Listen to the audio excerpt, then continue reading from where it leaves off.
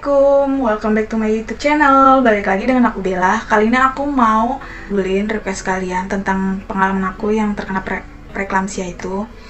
Jadi buat kalian yang belum tahu apa sih preeklamsia itu, jadi preeklamsia itu tentang komplikasi serius bagi ibu hamil yang kalau misalnya nggak ditangani dengan serius itu akan berakibat fatal buat ibu dan bayinya.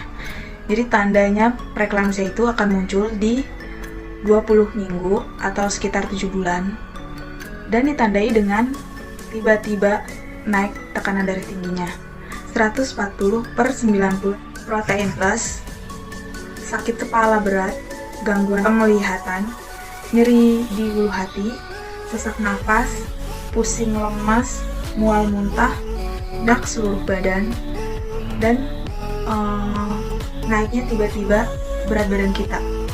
Dan itu hampir 80% aku rasain pas di kehamilan pertama aku. Jadi di saat aku mau tidur itu tiba-tiba tuh kayak rasa dada itu panas.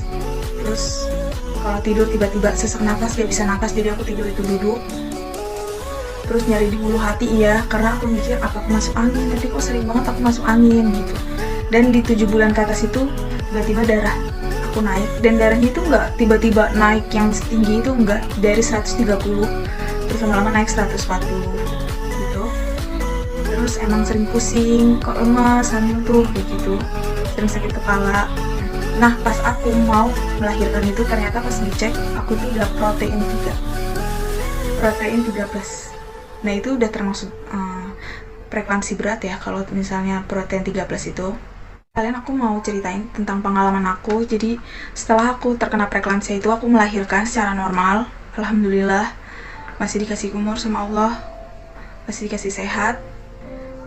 Aku melahirkan secara normal dan aku membersihkan hati, membersihkan pikiran, mengikhlaskan.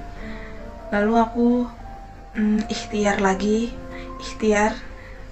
mau minum vitamin, minum promil gitulah. Aku ikhtiar karena aku pengen cepat punya anak, dan alhamdulillah Allah mendengar doaku. Jadi selama 2 bulan setelah melahirkan aku ikhtiar. Terus setelah 4 bulan setelah melahirkan, alhamdulillah Allah mengizinkan aku hamil lagi. Dan setelah itu aku benar-benar menjaga betul-betul semuanya, dari makan aku, gaya hidup aku, pola hidup aku gitu, sampai aku memutuskan untuk resign dari kerjaan agar bisa menjaga kandungan aku dengan baik lagi gitu. Nah, jadi selama aku konsul di dokter, jadi selama aku hamil itu aku setiap bulan rutin kontrol sampai aku melahirkan. Jadi kata dokter itu preeklamsia itu harus wajib tiap hari meminum kalsium. Itu nggak boleh ketinggalan kalsium, dan makan juga harus dikurangin garamnya. Nah setelah 7 bulan itu aku udah mulai berasa lemes, terus kayak mulai kebas-kebas kaki apa gitu. Itu aku tuh udah takut banget, aku udah kepikiran takut terulang lagi. Jadi aku alhamdulillahnya aku istirahat total di rumah. Ya aku masak kayak gitu, nyuci gitu, melakukan pekerjaan rumah tangga biasa. Nah setelah itu aku kalau capek aku tidur gitu. Jadi kalau misalnya aku kebas, udah mulai kebas nih, udah mulai aneh nih badan, aku istirahat, aku tidur. Terus aku juga makan yang cukup. Aku pas hamil yang kedua ini aku makannya lumayan banyak, tapi harus dijaga juga ya. Aku nggak makan ciki-cikian, aku nggak makan mie instan, aku nggak makan yang instan. Jadi aku makannya sayur, ikan, ayam, kayak gitu aja, masak sendiri di rumah. Terus tapi aku tetap pakai Masako, Royco gitu, cuman nggak banyak. Tapi aku nggak pakai micin. Nah, apa sih cara mencegahnya? Mencegahnya itu ya kita harus kontrol rutin ke dokter. Terus mengontrol tekanan darah tinggi. Jadi jangan sampai darah kita itu naik di usia 7 bulan itu. Sampai lahiran jangan sampai darah kita naik. Terus menerapkan pola hidup yang sehat. Gak makan micin, gak makan makanan jajanan di luar. Terus gak makan makanan mie instan, gak makan es berpengawet. Pokoknya yang berpengawet itu yang instan enggak ya, kayak nugget apapun itu enggak.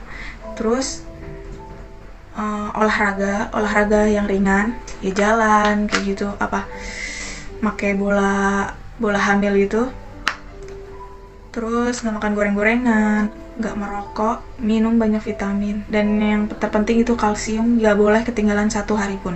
Jadi dokter itu ngasih aku itu kalsium emang banyak sih, jadi aku nggak boleh ketinggalan sama sekali.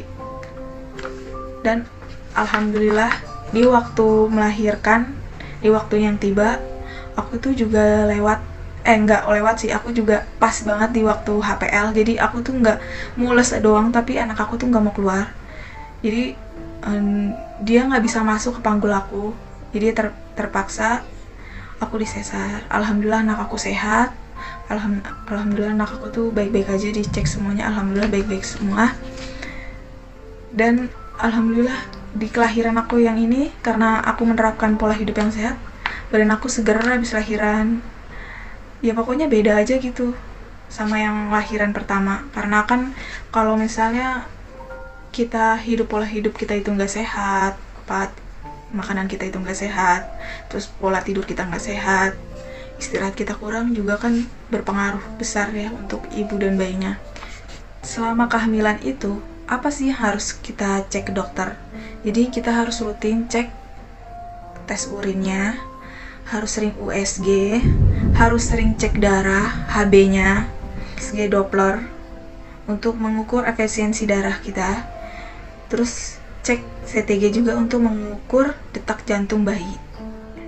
Gitu. Kalau preeklamsia ini nggak ditangani dengan serius, itu akan mengalami apa? Itu akan mengalami yang akan lebih berat, yaitu eklamsia. Bisa ibu kejang-kejang, bisa ibu bisa berakibat fatal lah, bisa hilang ibu dan bayinya. Banyak juga yang aku dengar, nauzubillah min dzalik, ya Allah, nauzubillah min dzalik, di waktu lahiran itu karena ibu itu terkena preeklamsia, ibu itu meninggal dan anaknya selamat, tapi anaknya itu nggak berumur panjang. 2 bulan setelah itu dia meninggal. Nauzubillah min dzalik, ya Allah. Saya alhamdulillah masih dikasih kesempatan oleh Allah, diberi umur, dikasih sehat lagi, supaya saya bisa menikmati hidup ini, bisa memiliki anak lagi, bisa menjalani kehidupan ini. Semoga Allah ngasih kita semua kesehatan. Segitu aja cerita dari aku. Kalau misalnya ada yang belum jelas atau yang pengen tanya-tanya tentang pengalaman aku yang lebih lagi, boleh request aja komen di kolom komentar. Assalamualaikum.